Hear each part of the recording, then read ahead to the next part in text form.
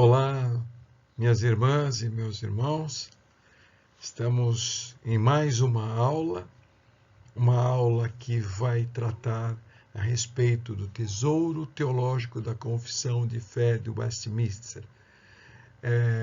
Estamos fazendo esses estudos a partir de uma revista publicada pela editora Cultura Cristã, que está na sua 5ª edição, revisada e ampliada, cujo autor foi o reverendo Enesiel Peixoto de Andrade, pastor da Igreja Presbiteriana de Iguaçuí, Espírito Santo.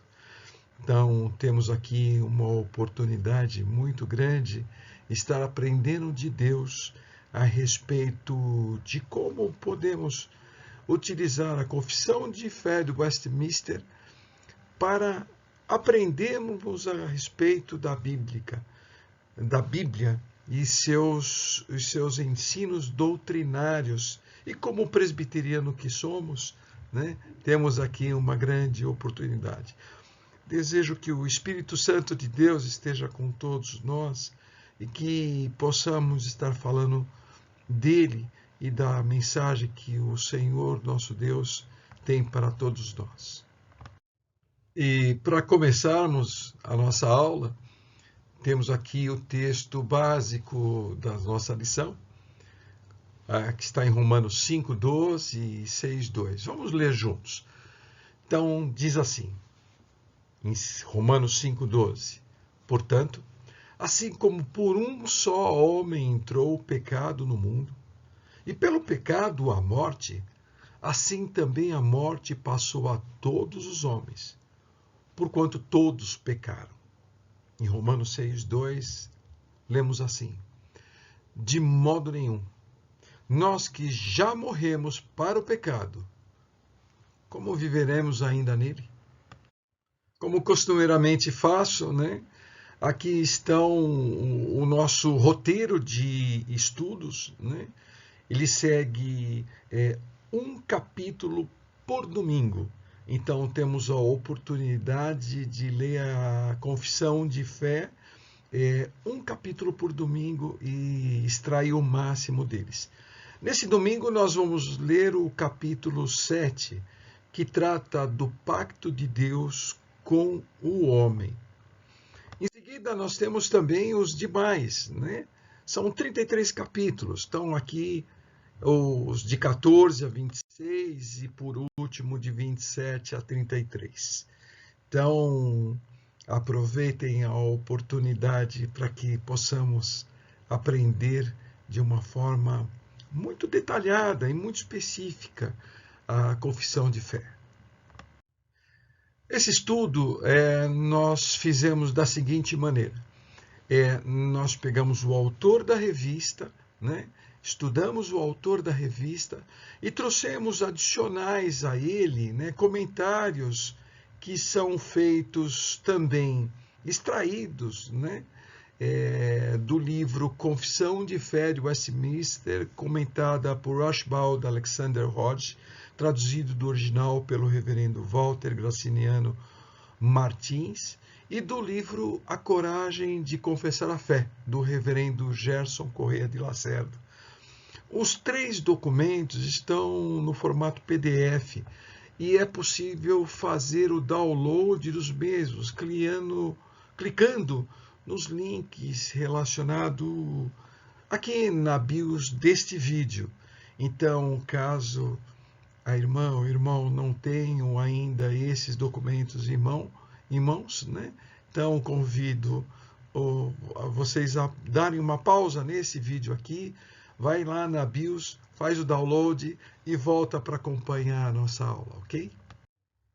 Vamos começar a nossa aula, então, lendo o capítulo 7 do Pacto de Deus com o Homem, que possui 6 parágrafos. Estou suprimindo aqui a minha imagem para que a gente possa ter todo o texto da Confissão de Fé. Vamos ler juntos também. Tão grande é a distância entre Deus e a criatura, que embora as criaturas racionais lhe devam obediência como seu Criador, nunca poderiam fruir nada dele.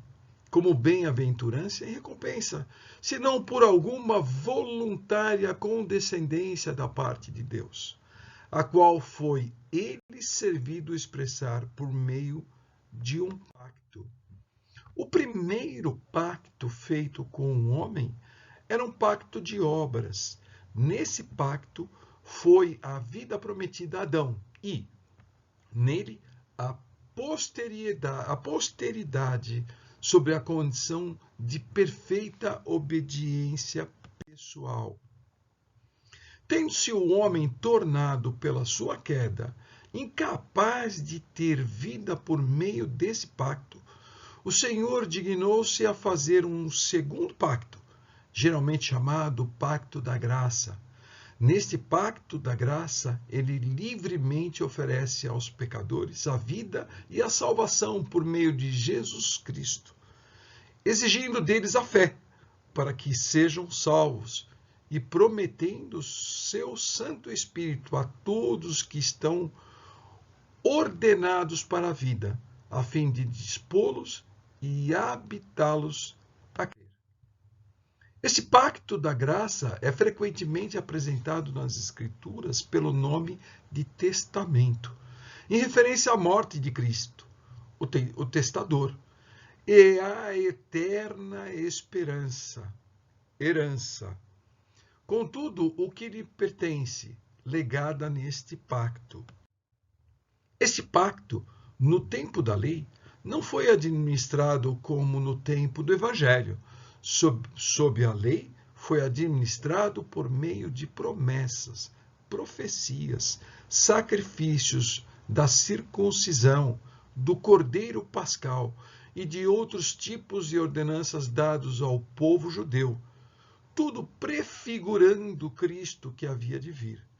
Por aquele tempo, essas coisas, pela operação do Espírito Santo, foram suficientes e eficazes para instruir e edificar os eleitos na fé do Messias prometido, por quem tinham plena remissão dos pecados e a salvação eterna.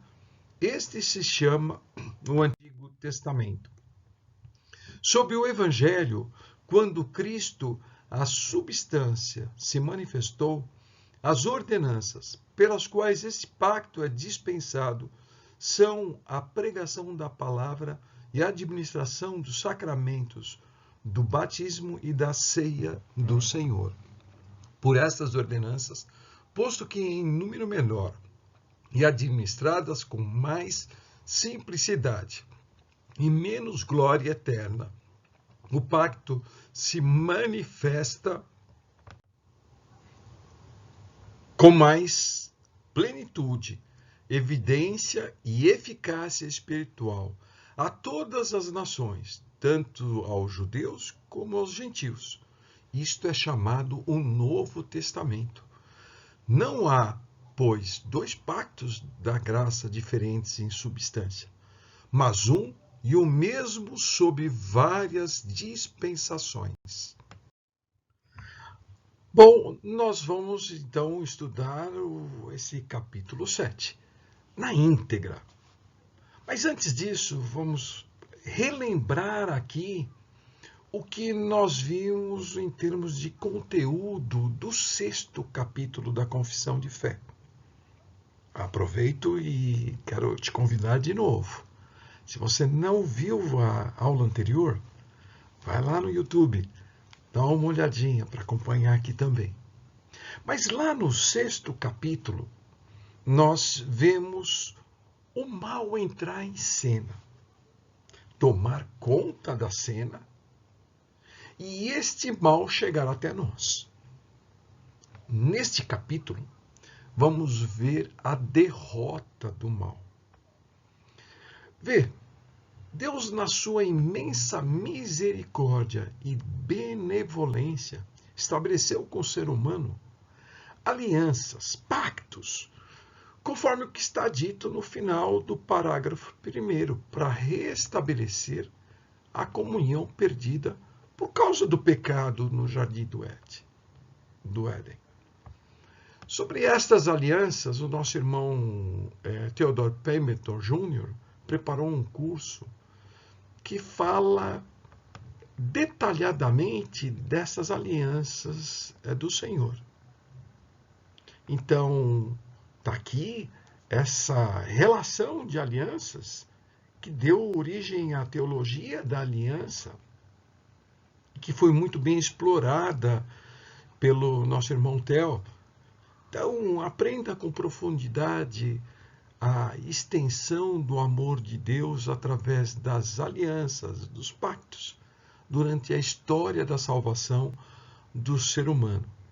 Este curso está disponível em uma playlist no canal do YouTube. Então, vou deixar aqui na BIOS o link para facilitar o seu acesso. Aproveite a oportunidade, inscreva-se no canal e clique no sininho para receber notificações sobre as atualizações de estudos, cultos, sermões e notícias da nossa igreja, caso não tenha feito anteriormente.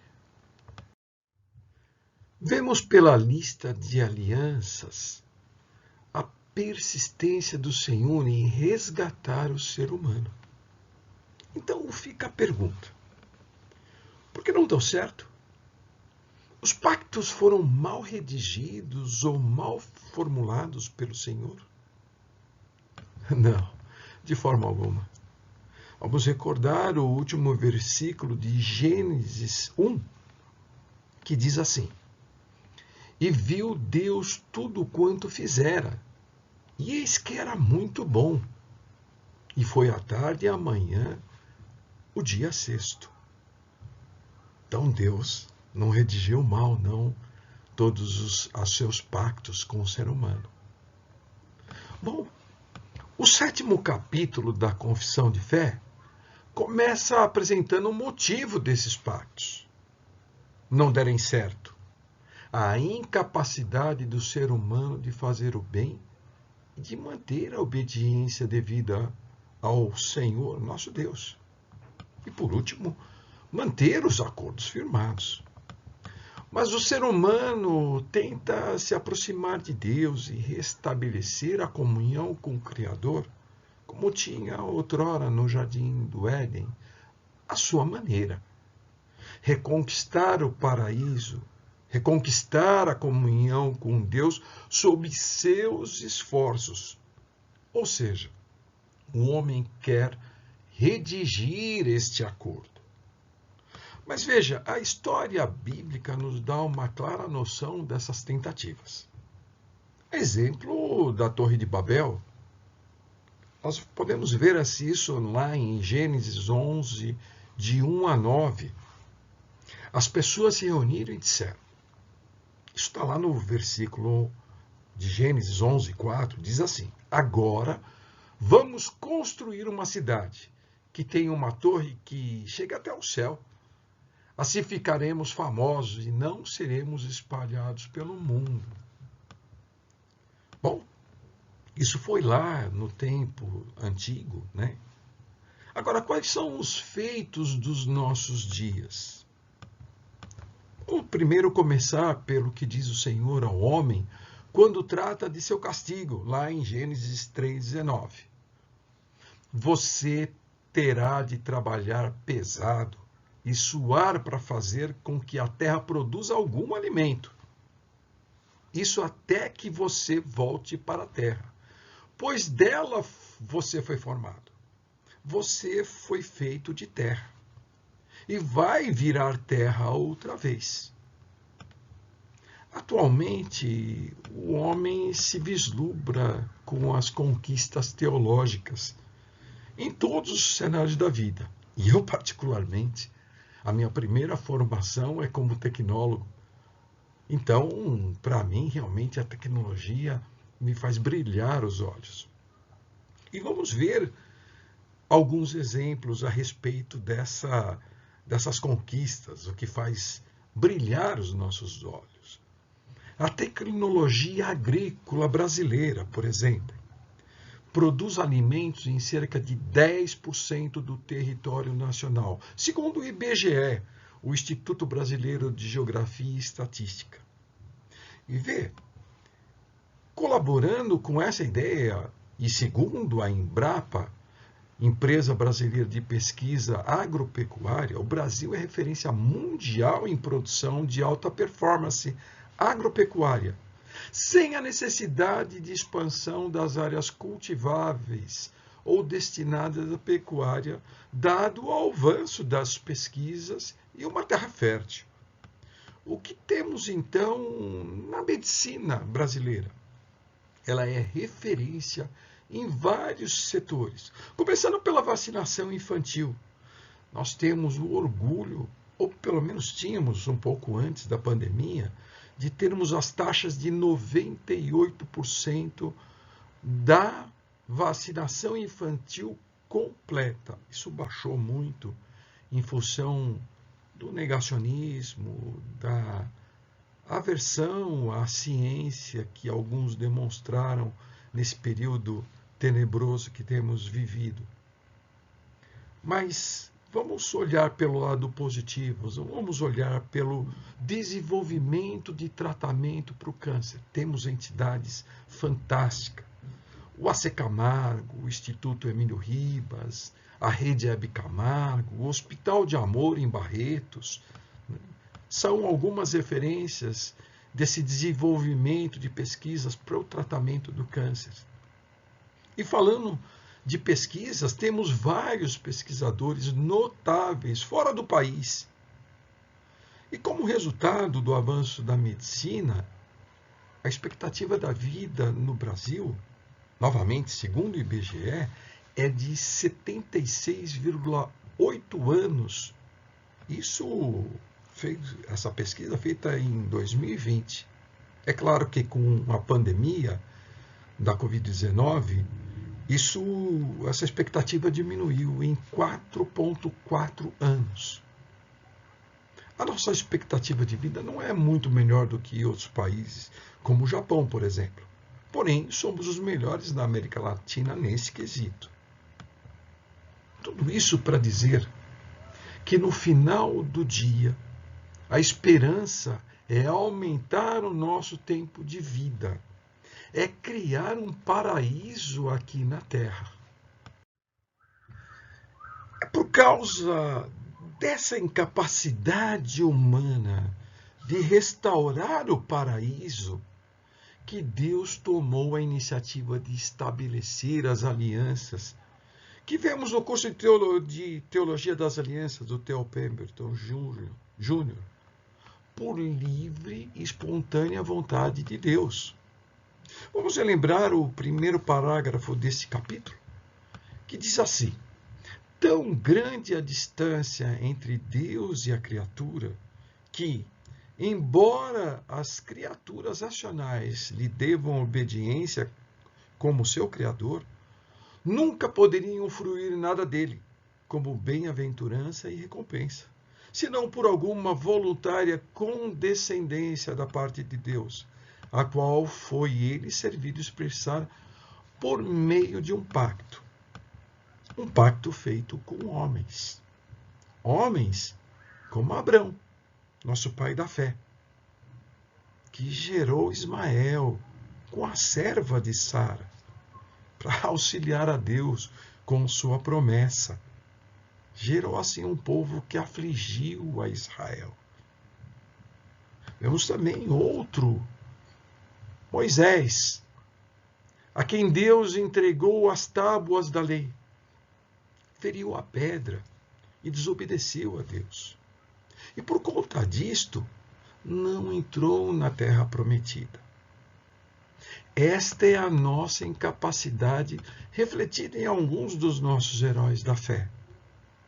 Ainda que seja assim, Paulo afirma em Romanos 5:8, vamos ler também: Deus nos mostra o quanto nos ama. Cristo morreu por nós quando ainda vivíamos no pecado. Resumindo a respeito dos nossos esforços, enquanto seres humanos, tentando chegar até o céu pelos nossos próprios esforços, o fracasso sempre acaba sendo o resultado final. O ser humano não consegue vencer o mal sem Deus.